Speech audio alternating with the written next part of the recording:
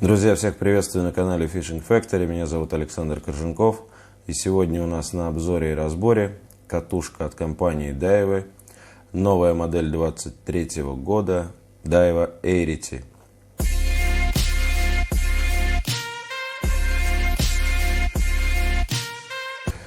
Так, друзья, заранее извиняюсь за голос, немножко приболевший, осип, но как есть.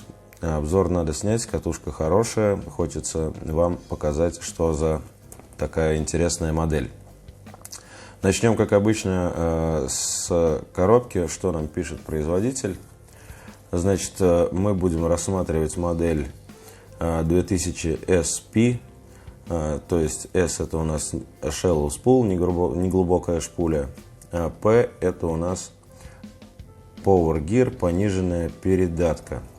Что у нас на борту? 4,9 к 1 передатка, 145 грамм весит катушка, максимальная нагрузка на фрикцион 5 килограмм, то есть в таких размерах обычно у них 2-3 килограмма идет, здесь 5.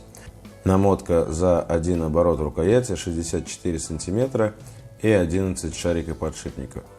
Значит, по намотке у нас шнура 0,4 идет 200 метров. Вот. Нейлона, то есть монки 0,14 у нас идет 150 метров. Так, что у нас в комплектации? В комплектации у нас идет чехол, приятный, мягкий. Внутри документация небольшая. Вот в целом и все. Проложена она поролоном, так как катушка класса топового. Все аккуратненько, чтобы она у нас при транспортировке до магазина, до склада не побилась. Вот в целом и все.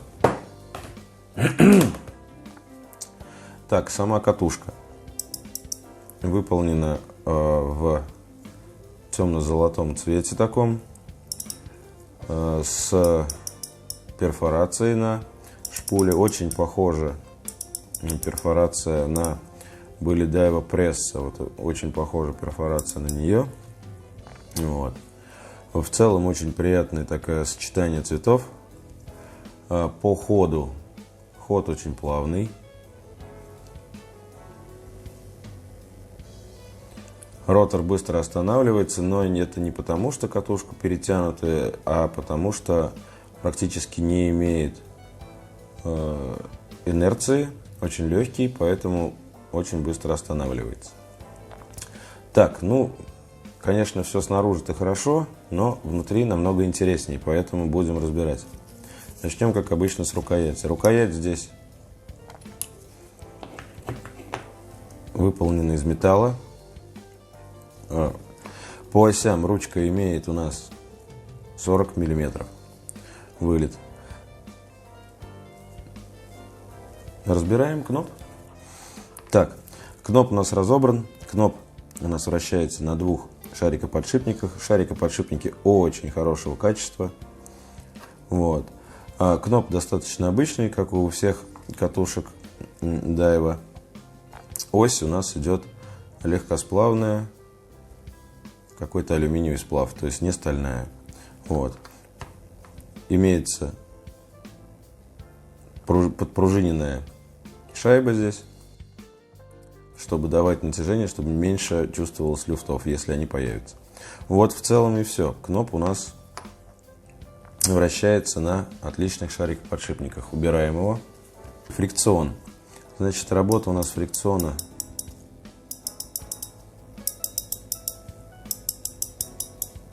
очень звонкий. Молоточек там.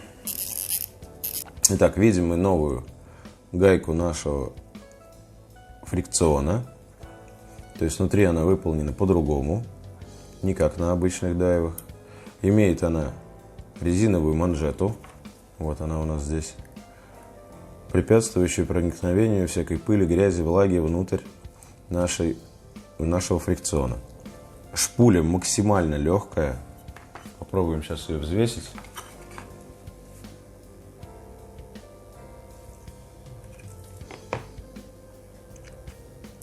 22,5 грамма весит наша шпуля. Максимально убрали из нее весь лишний металл. То есть, если будет видно на камеру, то внутри имеются отверстия, даже выпилены для того, чтобы она стала еще легче. Так, по нашему непосредственно фрикционному пакету. Крышка. И один фетровый диск. Почему он дает 5 килограмм, не знаю. Может быть, он чуть шире, чем все остальные. Сейчас сложно сказать. Но заявлено 5 килограмм. Внутри стоит у нас стопорное колечко и стоит шарикоподшипник. Давайте посмотрим на качество шарикоподшипника.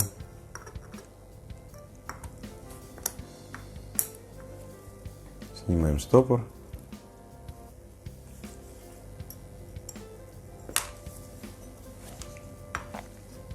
Да, и здесь стоит отличный шарикоподшипник. Никаких нареканий не возникает. В целом по шпуле сказать больше нечего. Клипса стоит квадратная на манер последних катушек. Подшпульный узел достаточно стандартный для катушек такого класса. Вот. Имеет он второпластовую втулку. Ее можно будет заменить на подшипник. Итак, разобрали мы, значит, наш подшпульный узел. Действительно, он стандартный, такой же, как и у Экзиста, такой же, как у Сертейта, такой же, как и у Лювиаса. Последних лет, естественно, LT серии. Стоит второпластовая втулка размером 7 на 11 на 2,5. Ее можно легко заменить подшипником открытого типа, таких же размеров. И есть возможность именно вот в 2000 модели. Мы видим, у нас есть немножко места. Мы можем поставить подшипник закрытого типа 7 на 11 на 3. Он уже будет закрытый. То есть меньше будет попадать туда через перфорацию пыли и грязи.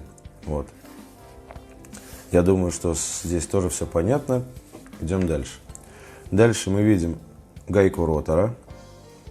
Она у нас идет с подшипником. Сейчас разберем и посмотрим. Итак, гайка ротора у нас выполнена следующим образом. У нас идет непосредственно сама гайка. Здесь она видоизменена. Имеет пазы, в которые будет застегиваться наш крабик. Я не думаю, что это какой-то сильно повлияет на функционал. То есть у предыдущих гаек было немного по-другому сделано. Здесь сделано так. Идет сначала у нас гайка, потом идет такой вот небольшой колодец. В этот колодец уже ставится подшипник. Опять же, повторюсь, опять подшипник отличного качества. Идет подшипник, сверху идет небольшая шайба, после чего идет резиновый пыльник, резиновая манжета. Все это фиксируется крабиком. Внутрь на шток одевается металлическая втулка. И под гайку идет еще одна шайба, чтобы она при закручивании не царапала нам ротор. И лучше закручивалась, лучше фиксировалась на роторе. Вот и все. Гайка ротора здесь выполнена вообще очень и очень качественно. Так, наш ротор. Что же представляет наш ротор? Ротор здесь, конечно, уже уровня 22-го Экзиста. Весь, насколько можно, облегчен, весь перфорирован. Давайте тоже взвесим его, чтобы было понимание, насколько он легкий. 24,5 грамма. Отличный вес для ротора. Вот. Это нового образца ротор.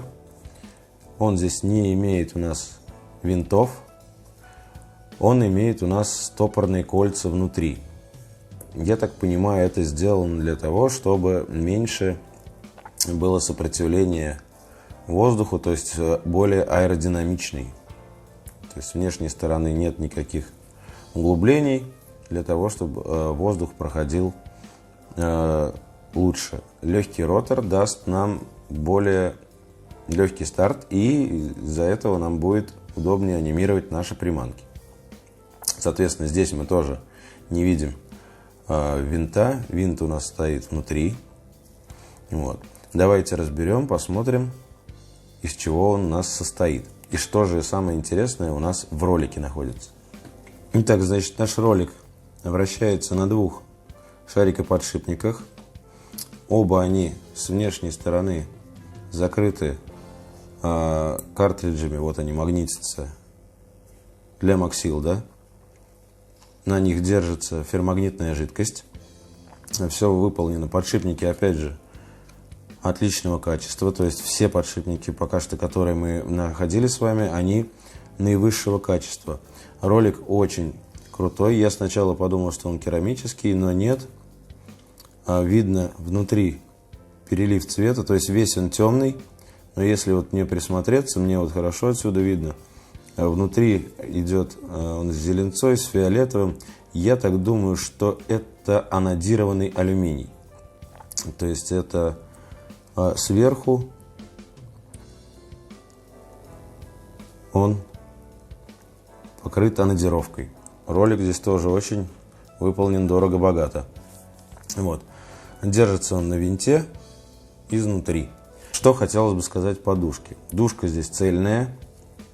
Тоже очень легкая. Вот. Внутри полая, как и всегда, в принципе, у большинства катушек Daiwa. Так, с дужкой и с роликом все понятно. Что касаемо нашего ротора. Ротор, опять же, повторюсь, он облегчен, везде перфорирован, выполнен из карбона, скорее всего, из Zaion, из фирменного карбона Daiwa. Пружина возврата дужки, она же и подтормаживатель, то есть она толкает специальный механизм, который подтормаживает наш ротор, чтобы он во время заброса у нас не крутился. Очень легкий, очень крутой, такой аэродинамичный ротор. Ладно, значит, плечи держатся на стопорных кольцах, вот они у нас лежат, через специальные такие прокладки, чтобы снизить трение. Плюс внутри еще стоят небольшие второпластовые какие-то пластиковые втулки, вот мы их видим, чтобы, опять же, не было снизить трение, протирание либо ротора, либо наших осей. Вот. То есть все сделано для того, чтобы служило намного дольше. С ротором закончили. Так, непосредственно наша катушка. Сразу мы видим здесь уже пытающийся сбежать отсюда Максилд. Вот. Сейчас я аккуратно это все разберу за кадром, потому что дело это не быстрое. Вот. И мы уже отдельно по каждой детали поговорим и расскажем. Защитный колпачок нашей катушки имеет внутри резиновое уплотнение, резиновое кольцо, которое препятствует проникновению, опять же, внутрь всякой гадости. Обгонная муфта закрывается защитным колодцем, который держится на двух внутренних винтах. Потом у нас идет ферромагнитный картридж с Максилдом, тоже держится на двух винтах. Вот. И все это у нас, под этим всем у нас стоит обгонная муфта фирмы Koya. То есть она с переключением, но переключение здесь не активное, оно лежит здесь аккуратно в стороне.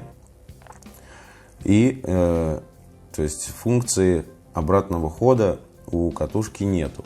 Но в принципе обгонная муфта предназначена для этого. Это хорошая, дорогая обгонная муфта. Все здесь выполнено опять на высшем уровне. Все супер. Едем дальше. Под рукоятью у нас тоже стоит резиновая манжета, защищающая от попадания ненужных вещей внутрь. Вот она.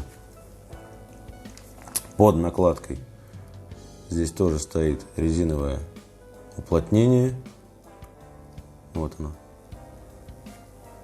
Под декоративный. Но здесь декоративная накладка выполняет еще дополнительную функцию. Она у нас держит направляйку. Направляйка здесь выполнена из стали. Очень тонкая. Я думаю, что легкосплавную было не резон использовать здесь в таком диаметре, в тонком. Поэтому сделали из стали. Очень хорошо. Так, на нашей боковой крышке мы видим резиновое тоже уплотнение, резиновое кольцо, как в принципе у всех монококовых катушек, тоже для защиты. Итак, наш корпус полностью разобран. Начнем мы со штока. Шток облегченный, это скорее всего анодированный алюминиевый шток, потому что имеет такое вот напыление сверху, оливковое. Скорее всего, это анодировка. Это очень хорошо, она снижает трение и очень абразивоустойчиво. Наш пиньон вращается на двух шарикоподшипниках. Здесь качество чуть ниже, чем предыдущие, которые мы с вами видели. Вот. Но это все равно хорошие шарики-подшипники. Так, что еще хотел сказать. На главной паре, наши подшипники главной пары, раз и два, они у нас открытые, но здесь уже стоят хорошие дорогие подшипники. Такой же хороший дорогой подшипник стоит еще и в нашей паразитке. Вот. Это касаемо подшипников главной пары. То есть на пиньоне, на ведомой шестерне они немного дешевле. Здесь стоят хорошие дорогие. Наша главная пара очень хорошая, дорогая. Имеет достаточно большую толщину зуба. В общем, все дорого-богато. Очень легкий, очень прочный. Снаружи имеет резиновую манжету, которая у нас будет прикрываться вот так вот нашим колодцем, чтобы отсюда ничего у нас внутрь катушки не попало. Что хотелось бы сказать по итогу, по всей этой катушке?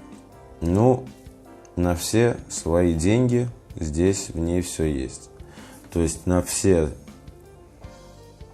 практически последние технологии, да не практически, наверное, а все последние технологии, которые Daiwa использовала в своем 22-м Экзисте, применены здесь, за одним исключением. Это втулка, которая без проблем меняется на подшипник. Вот. Катушка хорошая. Такие катушки, я думаю, что надо использовать для какой-то деликатной ловли, для тонких шнуров, для ловли какой-нибудь прудовой форели, на какой-нибудь хорошей дорогой палочке, легкой тоже. Вот. Здесь все, как говорится, на все бабки. Вот. Жирный жир, больше сказать нечего. Вот. Катушка мне нравится, как выполнена. Всем спасибо за просмотр. Еще раз извиняюсь за свой голос. Всем ни хвоста, ни чешуи. Пока.